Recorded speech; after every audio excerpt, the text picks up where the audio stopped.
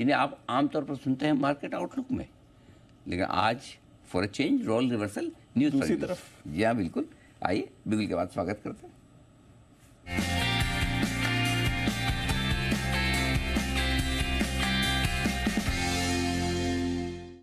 जिस कंपनी से आप मुलाकात करने जा रहे हैं वो है आनंद राठी वेल्थ। 2002 में इस कंपनी की हुई थी शुरुआत। देश की दिग्गज non bank wealth solution company है। एचएनआई और अल्ट्रा एचएनआई को सर्विसेज देने का करती है कारोबार। प्राइवेट वेल्थ के अलावा कंपनी के पास 2 न्यू एज टेक्नोलॉजी वाले बिजनेस वर्टिकल्स भी हैं, और जो डिजिटल वेल्थ और ओमनी फिनेंशियल एडवाइजर्स। कंपनी के पास करीबन 350 रिलेशनशिप मैनेजर्स की है टीम। मुलाकात करेंगे कंपनी के फाउंडर और चेयरमैन आनंद राठी साहब हमारे साथ कार्यक्रम में शामिल हो रहे हैं। आप सब लोग जानते पहचानते ही हैं, लगातार मुलाकात होती है, फिर भी जरा सा परिचय दे दूं। गोल्ड मेडलिस्ट चार्टर्ड अकाउंटेंट है सर। 1999 में 1999 में आप बीएससी के प्रेसिडेंट भी बने। सीडीएसएल जो कंपनी आजकल बड़ी सुर्खियों में है, इसकी स्थापना में सर की बड़ी अहम भूमिका रही है और लगभग 55 साल का लंबा गहरा अनुभव है सर का मार्केट का। राठी साहब बहुत बहुत स्वागत है, धन्यवाद सर आपका हमें समय देने के लिए। आज हमने मार्केट के बजाय आपको आपकी कंपनी के बारे में और इस पूरी स्पेस के बारे में जानने के लिए आमंत्रित किया है। तो सर सबसे पहले तो ये समझाएं, जिस तरह से बाजार लगातार लाइफ हाई पर पहुंच रहे हैं, वॉल्यूम्स रिकॉर्ड हो रहे हैं स्टॉक एक्सचेंजेस में, किस तरह का बिजनेस का माहौल है आप जैसी wealth creation firms, broking firms के लिए इस वक्त? धन्यवाद अनिल, और आपके सभी दर्शकों का मेरा नमस्कार। नए फाइनेंशियल ईयर के लिए बहुत बहुत शुभकामनाएं। जी सर। पिछला वर्ष अनिल सभी इन्वेस्टर्स के लिए बड़ा अच्छा रहा है। मार्केट ऑलमोस्ट 25-30% तेज़ी पे इंडेक्स चले हैं। स्मॉल कैप मिड कैप और तेज़ी से बढ़े हैं। तो overall I think wealth creation बहुत अच्छा हुआ है। तो मेरा ये मानना है कि आज माहौल जो है, देखिए जीडीपी ग्रोथ की बात हो रही है, 8% की जीडीपी ग्रोथ की बात हो रही है। नेक्स्ट ईयर भी, मतलब करंट ईयर लास्ट ईयर में 7.5-8%, इस साल में भी 7% के ऊपर। ऐसा लगता है कि भाई इंडिया की ट्रेजेक्ट्री जो है अगले 10-15 साल के लिए बड़ी पॉजिटिव ट्रेजेक्ट्री हो गई है। और उस माहौल में निश्चित है कि लोगों के पास आमदनी बढ़ेगी, इनकम्स बढ़ेगी, वेल्थ क्रिएशन बढ़ेगा। और जब वेल्थ क्रिएशन बढ़ेगा तो नेचुरल है कि सभी के लिए, इवन सारी कंपनीज के लिए, पर पर्टिकुलरली वेल्थ मैनेजमेंट कंपनियों के लिए एक बड़ा अच्छा अवसर जो है रहने वाला है। ठीक बात है। सर आपकी कंपनी की परफॉर्मेंस के बारे में बात करें तो आय और मुनाफा जो आपने पूरे साल भर का गाइडेंस दिया था वित्त वर्ष 2024 का, तो पिछले तिमाही के नतीजों के साथ हमें पता है 77% तो आप हासिल कर चुके हैं। एयूएम का जो आंकड़ा था आपका टारगेट पूरे साल के लिए 51,000 करोड़ का था, वो ऑलरेडी 55,000 करोड़ पिछली तिमाही में ही आ चुका था। तो जाहिर सी बात है कि वहाँ तो अब नए नंबर्स होंगे। पूरे वित्त वर्ष 2024 के लिए अंदाजा दें किस तरह की परफॉर्मेंस रह सकती है? देखिए अभी मेरी बोर्ड की मीटिंग है 12 तारीख को। अच्छा। और इसलिए कोई भी फिगर देना सही नहीं रहेगा आज की तारीख में। ठीक है, 10 दिन में रिजल्ट सामने बिल्कुल। आप परंतु जो 9 महीने के रिजल्ट आपने देखा है। जी जी जी जी जी सर, जी सर। इसलिए मैं समझ चाहता हूँ कि फिगर्स की बात शायद नहीं करें तो ठीक है। ठीक बात है। सर जस्ट आउटलुक एक मैं वित्त वर्ष 2025 के लिए लेना चाहता हूँ। जिस तरह के माहौल में हम वित्त वर्ष 2025 में हम एंटर कर रहे हैं, एक बार ये समझाएं कि ये साल किस तरह का रह सकता है?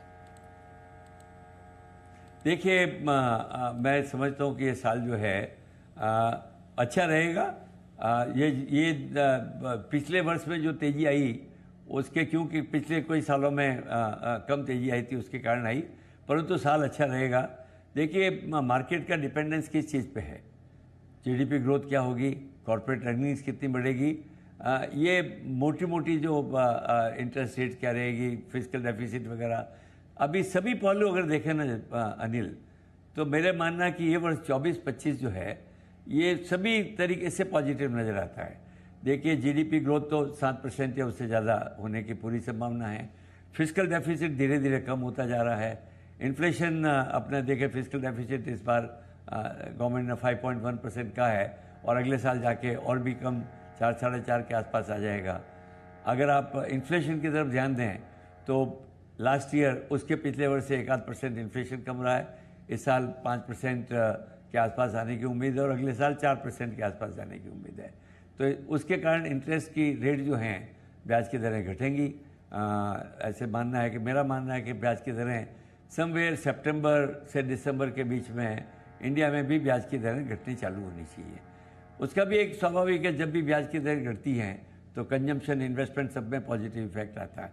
इसलिए मेरा मानना है कि this is going to be very positive year, a good year for the market and for the investors. बात है, अच्छा साल रहने की उम्मीद है। लेकिन पिछले फाइनेंशियल ईयर के अंत में, मार्च की शुरुआत में, पिछले महीने ही लगभग इसी समय एक थोड़ा सा झटका लगा, mid cap small cap share थोड़े से करेक्ट भी है, लोगों को लगा भी बबल बन रहा है, फ्रोथ हो रहा है। क्या HNI, अल्ट्रा HNI क्लाइंट्स आपके जो हैं वेल्थ मैनेजमेंट में, क्या उन लोगों ने थोड़ा रिडीम किया है, पैसा निकाला है? क्योंकि लोग ये मान रहे हैं कि बड़े इन्वेस्टर्स ने थोड़ा मिड कैप स्मॉल कैप से पैसा खींचा है। क्या ट्रेंड देख रहे हैं आप? देखिए, क्या है कि मिड कैप और स्मॉल कैप में पिछले वर्ष बहुत जोरों से तेजी आई। दोनों में करीब मेरे ख्याल से 55-60% के ऊपर इंडेक्स में बढ़ोतरी हुई। तो सभी और कई शेयर्स तो जो 2 गुना हो गए, 3 गुना हो गए, ऐसा हुआ है पिछले वर्ष। तो एक स्वाभाविक रहता है कि जब मार्केट बहुत गेन करता है तो थोड़ा सा सेल आता है, क्योंकि एक रीबैलेंसिंग का भी एक कॉन्सेप्ट होता है वेल्थ मैनेजमेंट में कि भाई आपका जो एलोकेशन है of assets between first asset class, between equity and other asset classes, with in the equity also you have allocation between large cap, mid cap and small cap. तो जब भी किसी पर्टिकुलर सेगमेंट में ज़्यादा बढ़ोतरी हो जाती है तो थोड़ा सा एडजस्टमेंट जो है वो होना स्वाभाविक है। पर ऐसा नहीं है कि एक बहुत तेज़ी से लोग सब निकल जाएं, ऐसा नहीं। मेरा मानना है कि थोड़ा बहुत एडजस्टमेंट एसेट एलोकेशन के हिसाब से हमारी भी प्रैक्टिस रहती है। Wealth allocation according to the weightage in the asset allocation we do, उसके हिसाब से छोटा मोटा एडजस्टमेंट करते रहते हैं। बाकी ऐसा नहीं लगता मुझे कि मार्केट में अब स्मॉल कैप और मिड कैप में तेजी नहीं रहेगी। ठीक बात है। हमेशा मेरे मानना अनिल, अगर पूरा हिस्ट्री देखें, मिड कैप स्मॉल कैप हमेशा लार्ज कैप से ज़्यादा रिटर्न देते हैं। Correct. If you look at the indexes. ठीक बात है सर। अच्छा सर, एक चीज़ और पूछना था आपके बिजनेस के बारे में, चूंकि आज बुलाए तो 2 चीज़ें आपने बताई, नए बिजनेस वर्टिकल है, डिजिटल वेल्थ और ओमनी फाइनेंशियल एडवाइजर्स। इन दोनों बिजनेसेस से किस तरह के रेवेन्यू की, प्रॉफिटेबिलिटी की उम्मीद आप कर रहे हैं? देखिए, मैंने हर 9 महीने में देते हैं। आई थिंक दोनों एक अपकमिंग बिजनेसेस हैं। हमारा आइडिया है कि ये सॉर्ट ऑफ सीडिंग कर रहे हैं इन बिजनेसेस में, ताकि आगे जाके ये बिजनेस बड़े हो सकें। डिजिटल वेल्थ मैनेजमेंट का मतलब ये है कि भाई हम जो वेल्थ मैनेजमेंट में टारगेट कर रहे हैं HNIs, दैट मीन्स 5-7 करोड़ के ऊपर जिनकी एसेट्स है, वैल्यू ऊपर कर रहे हैं। परंतु जो मास एफ्लुएंट हैं, आज हिंदुस्तान में सबसे बड़ा जो मिडिल क्लास है, जिनके पास 1 करोड़ से 5 करोड़ रुपए का इन्वेस्टेबल फंड है, उनके लिए हम समझते हैं कि उनके लिए एक वेल्थ मैनेजमेंट की अच्छी एडवाइजरी की ज़रूरत है। और उसके लिए हमने डिजिटल वेल्थ मैनेजमेंट का एक प्लेटफॉर्म तैयार किया है, जहाँ बिना ज़्यादा पर्सनल सर्विस किए हुए ऑन द टेक्नोलॉजी बेस लोग अपना वेल्थ का मैनेजमेंट कर पाएंगे। सपोर्ट होगा हमारा, it would be all supported, but requirement of support would be far less than it is in HNI। तो उस हिसाब से ये ऑलरेडी प्रॉफिटेबल बिजनेस है, स्मॉल स्केल पे भी है भी, परंतु प्रॉफिटेबल है। और आगे जाके लगता है इसमें बड़ी ग्रोथ की बड़ी संभावना है। जहाँ तक OFA का सवाल है, वो एक हमारा टेक्नोलॉजी प्रोडक्ट है which is sort of we give it on just a monthly और annual cost basis. Idea is to support जो इंडिपेंडेंट फाइनेंशियल एडवाइजर्स हैं, उनको बड़ी डिफिकल्टी होती है अपनी अकाउंटिंग करने में, क्योंकि म्यूचुअल फंड का अकाउंट रखना, RTA से डाटा उसको प्रोसेस करना और क्लाइंट को अच्छी रिपोर्ट बना के देना, उसके लिए हमने एक बहुत अच्छा ये एक प्लेटफॉर्म जो दिया है, एंड वेरी चीप, मतलब इसके 12-14 हज़ार रुपये साल के कॉस्ट देते हैं लोगों को। Idea is to help independent financial advisors, and in long term देखिए एडवाइजर्स की बढ़ोतरी होना स्वाभाविक है इंडिया में, अभी भी हो रहा है और हर साल बढ़ते जा रहे हैं। तो उनके लिए एक अच्छा ये प्रोडक्ट साबित होगा, और हमारे लिए भी जाके इससे एक सब लोगों को एक कस्टमर सर्विस के लिए बड़ा हेल्प मिलेगी। उस एंगल से भी हमने ये प्रोडक्ट को आगे बढ़ाया है। राठी साहब, बहुत बहुत धन्यवाद आपका समय देने के लिए और अपनी कंपनी के बारे में और पूरे वेल्थ मैनेजमेंट बिजनेस के बारे में विस्तार से बातचीत करने के लिए और हमारे दर्शकों को डायरेक्शन देने के लिए धन्यवाद सर। आइए बढ़ते थैंक यू आगे। Anil, thank you thanks to everyone. Thank you sir. 15 point नीचे है निफ्टी।